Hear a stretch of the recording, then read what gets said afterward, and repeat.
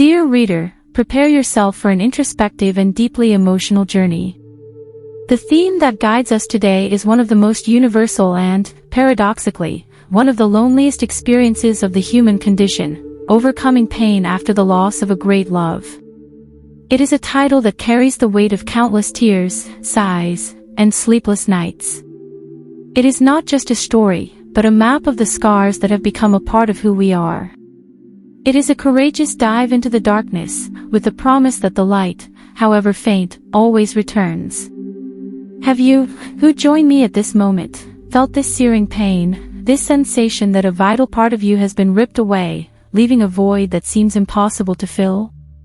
What is your story of loss and how has it shaped the person you are today? Do you sincerely believe that there is a method, a predefined path to cross this grief, or are each of us condemned to invent our own, stumbling amidst the wreckage of memory? This interaction is crucial, because pain, although intimate, only becomes bearable when shared in the vastness of the human experience. The loss of a great love is more than the physical absence of a person, it is the collapse of a future we had meticulously built, brick by brick, dream by dream. It is the nullification of promises whispered on starry nights and the deafening silence of a phone that will no longer ring with that familiar voice. It is the scent on the clothes, the empty seat at the table, the book we will never finish reading together. It is the metamorphosis of joy into a longing that, at times, borders on cruelty. Grief manifests as an unwelcome guest who not only invades the house but rearranges the furniture, making the home unrecognizable. I learned that the first stage of this overcoming is not acceptance, but denial in its most stubborn and desperate form. It is the mind refusing to process such an overwhelming truth, searching for the loved one on every corner, in every melody, in every shadow. It is a primitive defense mechanism, a fragile shield against brutal reality. This is followed by anger and bargaining, turbulent phases where we question the universe, God, destiny, and even ourselves. Why me? What could I have done differently? It is an infinite loop of guilt and injustice, an emotional storm that seems to have no end. The true journey begins, ironically, when we allow ourselves to completely fall apart. When we stop fighting the sadness and welcome it as an old friend who has come to remind us of the depth of what was lost.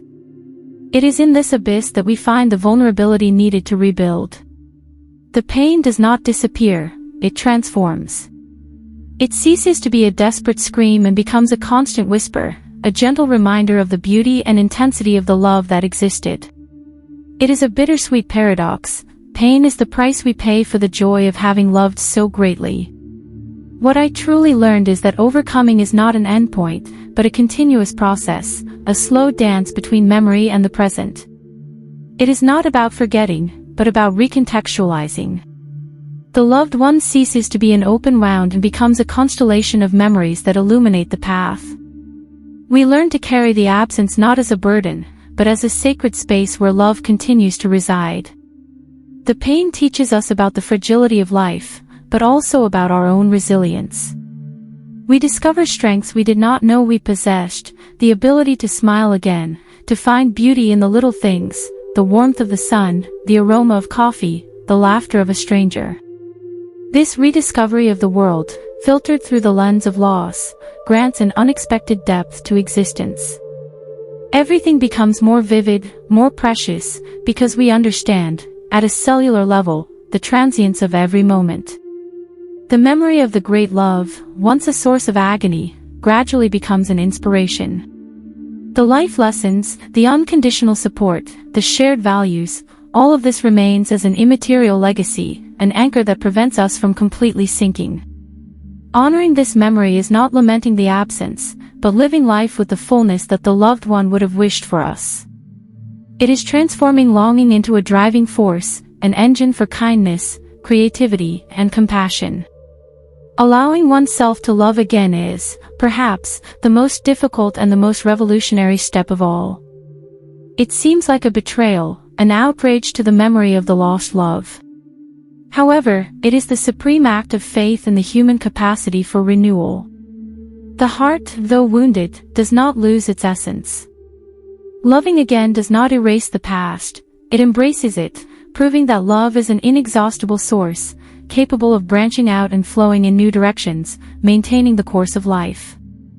It is living proof that death does not have the final say on our potential for affection. Solitude, the inevitable companion of grief, also transforms.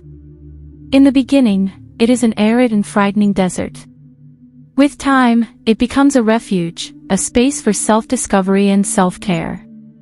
We learn to listen to our own voice, to heal internal wounds, and to nourish the soul. Pain forces us into an intimate and often painful encounter with our deepest self, revealing layers of strength and wisdom that remained hidden beneath the surface of life as a couple. The support of friends and family is a crucial lifeline, but the final healing is an internal and non-transferable work. It is a solitary journey, but not devoid of love. We learn to love ourselves, to forgive our failures, and to accept the imperfection of life. We understand that happiness is not the absence of pain, but the ability to find joy despite it. Life becomes a complex tapestry, where the threads of sadness and joy interweave into a unique and beautiful pattern. In the end, the great lesson is that true love is never lost. It merely changes address. It moves from touch, from physical presence, and settles into the essence, the memory, the legacy. Pain is the shadow cast by a love that was too intense to be forgotten. And by overcoming it, we do not deny that love, but elevate it to an eternal level, where it becomes an inseparable part of our identity and a beacon for the future. And you, my friend, who have reached this point in our conversation, what is your opinion on overcoming such a profound loss? Do you believe that the case itself, the searing pain and absence, has a solution, a true healing endpoint, or is it something we learn to manage and carry for the rest of our lives? Your perspective is fundamental to the weaving of this tapestry of emotions and reflections. May your journey be illuminated by the memory of the love that shaped you, and may the strength to move forward be a daily tribute to that legacy.